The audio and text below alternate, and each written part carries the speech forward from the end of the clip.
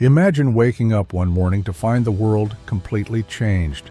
The news is filled with reports of wars, plagues, natural disasters, and society on the brink of collapse. People are desperate for answers. Fear is everywhere. But what if I told you? This was all written thousands of years ago. What if we are living the very pages of the book of Revelation right now? Many people fear the book of Revelation, thinking it's just about the end of the world. But what if that's not the full story? What if this book was never meant to scare us, but to prepare us? Today we're going to uncover the hidden meaning behind Revelation. Could it be that the seals have already been opened? Could the Antichrist be among us? And most importantly, what does this mean for you? Because whether we realize it or not, we are living in prophetic times. For centuries, the book of Revelation has been one of the most mysterious and debated books in the entire Bible. Some see it as a terrifying prophecy of destruction and chaos.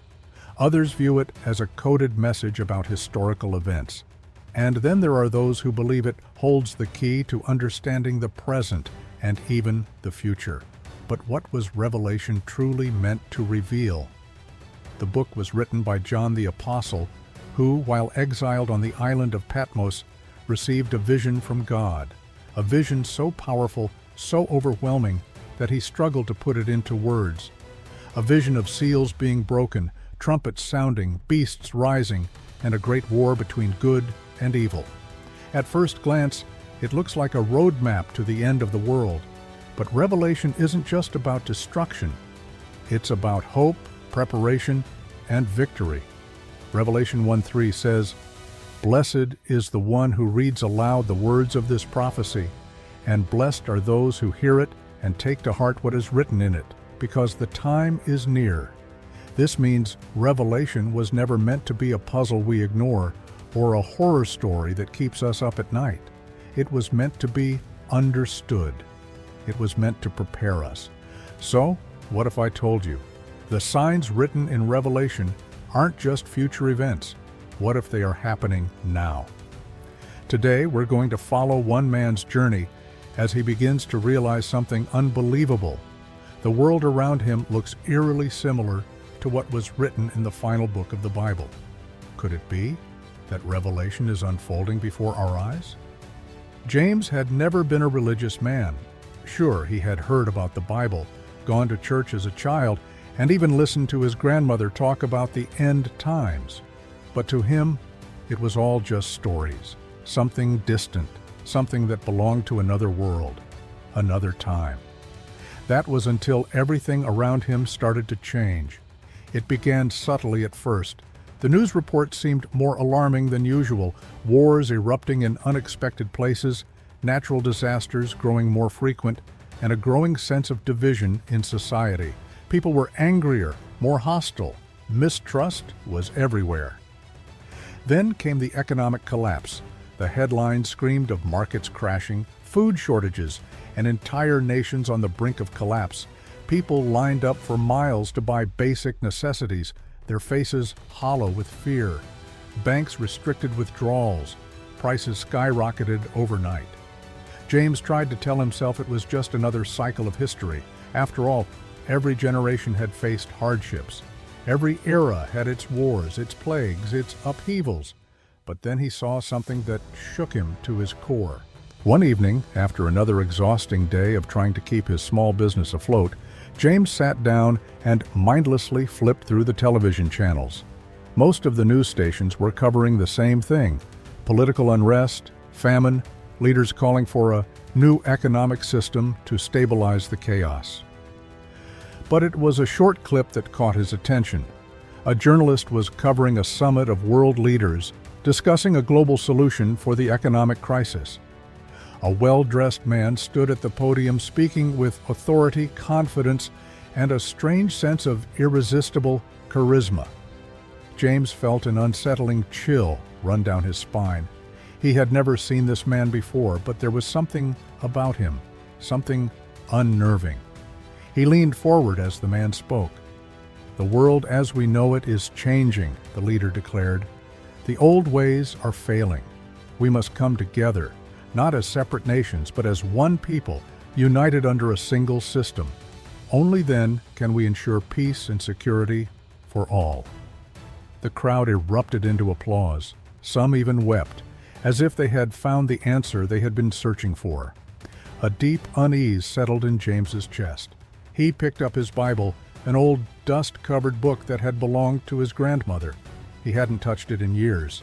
He turned the pages, searching, and then he found it. And the whole world was filled with wonder and followed the beast. Revelation 13:3.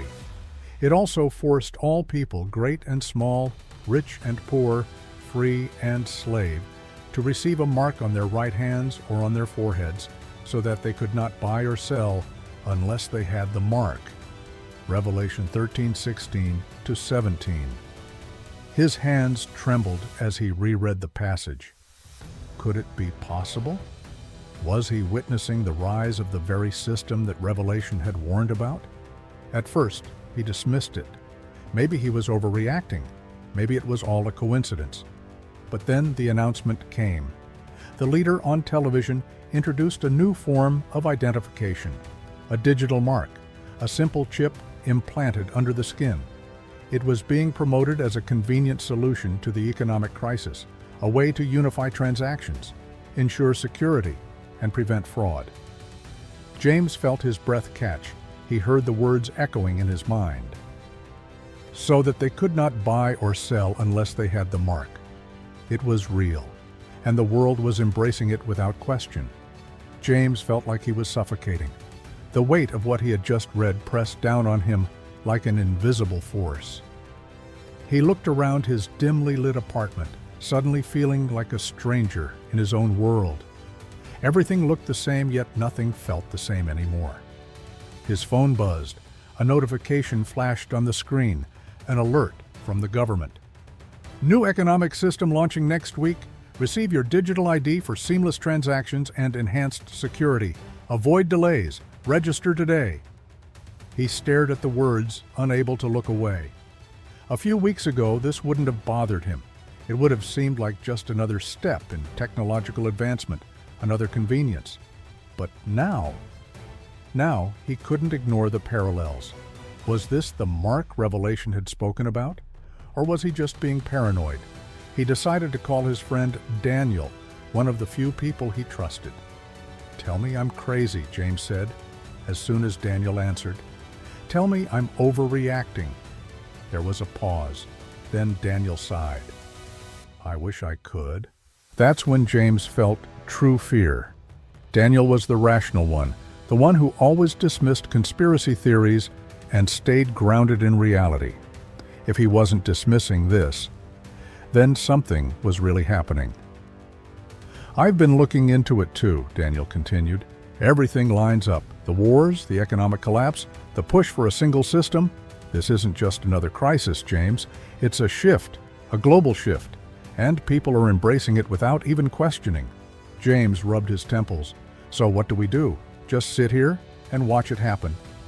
Daniel hesitated.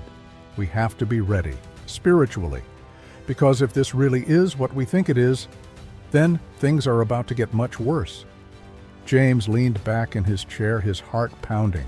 He thought of his grandmother again, of the nights she would read the Bible aloud, warning that one day these things would come. He had never believed her.